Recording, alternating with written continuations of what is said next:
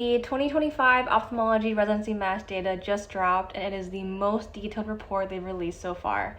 Let's dive in. This last cycle had a record high in terms of number of applicants and a match rate of only 65%, which continues the overall downtrend we've been seeing over the past few years. So what set matched applicants apart? AOA status and Step 2 are big players here. We see that across the board, Step 2 scores were higher for applicants who matched versus who didn't. AOA status was also more prevalent in those who matched than those who didn't. Interestingly though, publication numbers didn't seem to really differ between the two groups. Now for the part that hit close to home, for the first time ever they finally reported reapplicant match rates. During this past cycle, about half of the 92 reapplicants matched. But the part that stuck out to me the most was seeing how many reapplicants there were and how many tried 2, 3, or even 4 times before successfully matching. I remember feeling extremely alone when I didn't match, and so seeing this data gives me some comfort knowing that others have gone through this process too, and if ophthalmology is truly what you truly want in your heart of hearts, that you can still make it even if it takes 2, 3, or even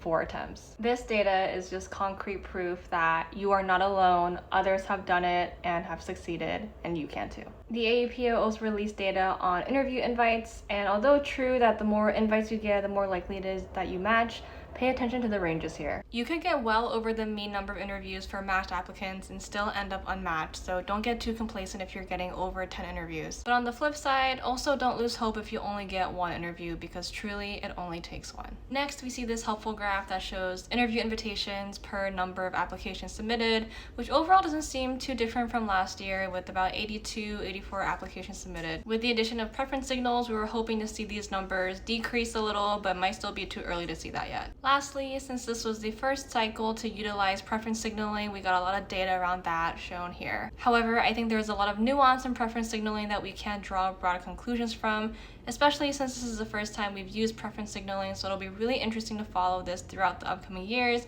and compare the data once we have 10 signals instead of the original 7. Let me know your thoughts on this new data, your big takeaways, and good luck to everyone applying this cycle.